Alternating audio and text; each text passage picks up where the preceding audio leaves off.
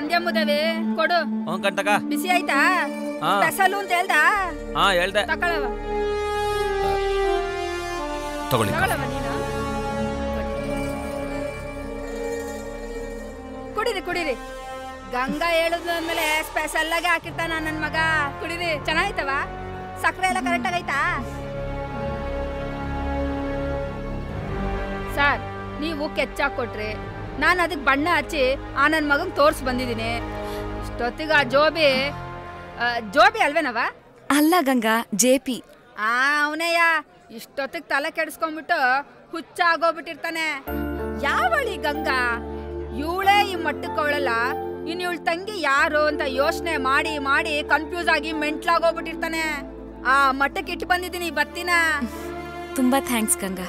ಅಯ್ಯ ಬಿಡವ, ಇದಕ್ಕೆಲ್ಲ ಥ್ಯಾಂಕ್ಸ್ ಹೇಳ್ಕೊಂಡು ಅಂತ ನಾನು ಏನ್ ಮಾಡ್ಬಿಟ್ಟಿದ್ದೀನಿ? ನಮಗೋಸ್ಕರ ನೀವ್ ಹೆಲ್ಪ್ ಮಾಡ್ತಿರೋದೇ ದೊಡ್ಡ ವಿಷಯ.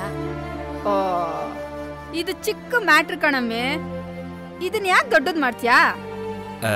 ಸರಿ ಗಂಗಾ, ಮುಂದೇನ್ ಮಾಡ್ತೀಯಾ? ನೀವೇ ಹೇಳ್ಬಿಡಿ ಸಾರ್, ಏನ್ ಮಾಡವ ಅಂತ.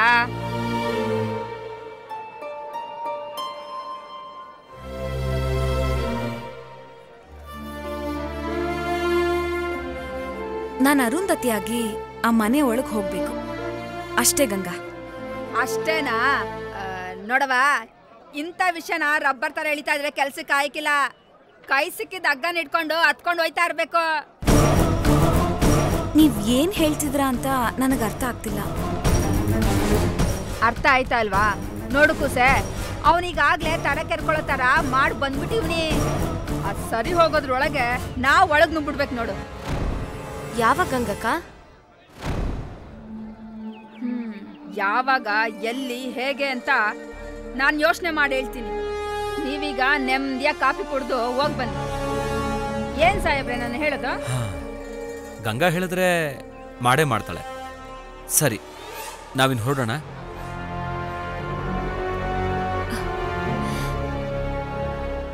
ಗಂಗಾ, ನಿಮ್ಮನ್ನೇ ನಂಬ್ಕೊಂಡಿದ್ದೀನಿ. ಹೇಗಾದ್ರೂ ಮಾಡಿ ನನ್ನನ್ನ ಮನೆಗೆ ಸೇರಿಸ್ಬೇಕು. ಅಯ್ಯ ನೋಡು ಕೂಸೆ, ನಿನ್ ಕತೆ ಕೇಳಿ ನನ್ ಕಲ್ನಂತ ಮನ್ಸೆ ಕರ್ಗೋಗ್ಬಿಟ್ಟೈತೆ. ಈಗ ಹೇಳ್ತೀನಿ ಕೇಳು, ನೀನು ನನ್ ತಂಗಿ. ನಿನಗೇನೇ ಪ್ರಾಬ್ಲಮ್ ಬಂದ್ರು ನನಗ್ ಬಿಟ್ಬಿಡ, ನಾನ್ ನೋಡ್ಕೊಂತೀನಿ. ಆ ಜೋಬಿ ಅವನಲ್ಲ, ಅವನ್ ನೋಡಿದ್ರೆ ಒಳ್ಳೆ ಮಂದ ಹತ್ರ ಪಾರಂ ಕೋಳಿ ಇದ್ದಂಗ ಅವನೇ. ದೇಹ ಅಷ್ಟೇ ದಪ್ಪಗಿರೋದು, ತಲೆಲಿ ಸಗಣಿ ತುಂಬ್ಕೊಂಡವನೆ. ನೋಡವಾ, ಎಷ್ಟು ಬೇಗ ಆಯ್ತದೋ ನಿನ್ನ ಅಷ್ಟು ಬೇಗ ಮನೆಗ್ ಸೇರಿಸ್ತೀನಿ. ನೀನೇನು ಯೋಚನೆ ಮಾಡ್ಬೇಡ, ಧೈರ್ಯವಾಗೊಂಡು. ಸರಿ ಅಕ್ಕ. ಅಯ್ಯ, ಧೈರ್ಯವಾಗೊಂಡು ಅಂತ ಹೇಳ್ತಾ ಇದೀನಲ್ಲ, ನಾನು ಹೇಳಿದೀನಲ್ಲ. ಈ ಅಕ್ಕ ಐತೆ, ಎಲ್ಲ ನೋಡ್ಕೊಳ್ಳುತ್ತೆ, ಒಯ್ತಾ ಇರೋ. ಸರಿ, ಬರ್ತೀವಿ ಗಂಗಾ. ಆಯ್ತು ಸಾಹೇಬ್ರ, ಬರ್ತೀವಿ. ಹೂ ಕಣವ.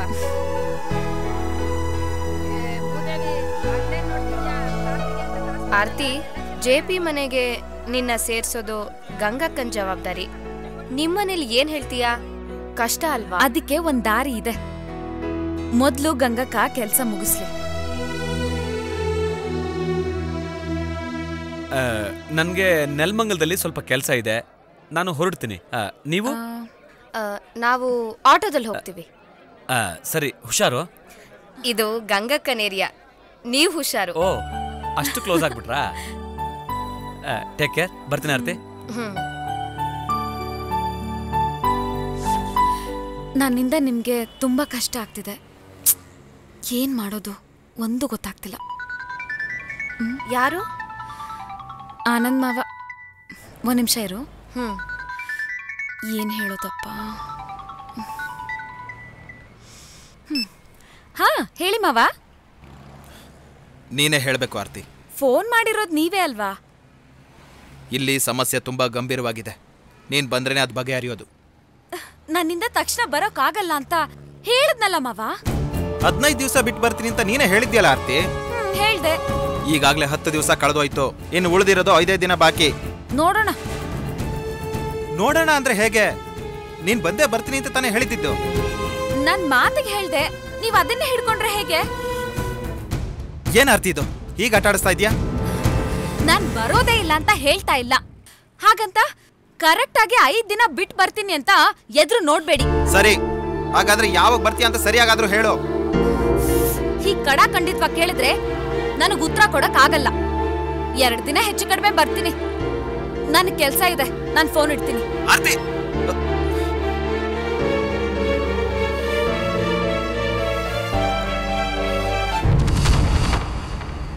ಸ್ವಲ್ಪ ತಾಳ್ಮೆಯಿಂದ ಮಾತಾಡೋದಲ್ವಾ? ನಾನ್ ತಾಳ್ಮೆಯಿಂದ ಮಾತಾಡಿದ್ರೆ ಅವ್ರು ಕೇಳೋ 1000 ಪ್ರಶ್ನೆಗೆ ನಾನು ಉತ್ತರ ಕೊಡ್ಬೇಕಿತ್ತು. ನನ್ನ ಹತ್ರ ಉತ್ತರ ಇಲ್ಲ. ನಿಮ್ಮ ಮಾವನ್ನ ಮದ್ವೆ ಮಾಡ್ಕೊಳ್ಳೋಕೆ ನಿಂಗೆ ಇಷ್ಟ ಇದೆಯಾ ಇಲ್ವಾ? ಬೇರೆಯವ್ರ ಮನಸ್ಸನ್ನ ಅರ್ಥ ಮಾಡ್ಕೊಳ್ದೆ ನಾನು ತುಂಬ ಜನರ ಮನಸ್ಸನ್ನ ನೋಯಿಸಿದ್ದೀನಿ. ಅದರಲ್ಲೂ ನಮ್ಮ ಮಾವನಿಗಂತೂ ಸ್ವಲ್ಪ ಜಾಸ್ತಿನೇ. ಅವ್ರನ್ನ ಗಂಡನಾಗಿ ಪಡೆಯೋದಕ್ಕೆ ಯಾರೇ ಆದರೂ ಪುಣ್ಯ ಮಾಡಿರ್ಬೇಕು.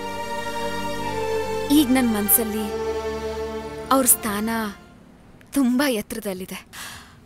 ಆದರೆ ಅವ್ರಿಗೆ ಹಳೆ ಆರ್ತಿ ಮಾತ್ರ ಗೊತ್ತು.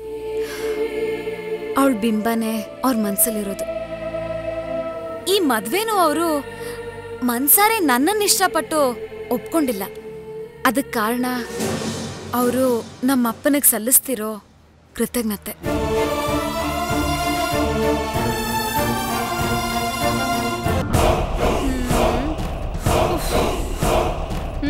ಬಲ್ ಪಸಂದಾಗೈತ್ ಮನೆ.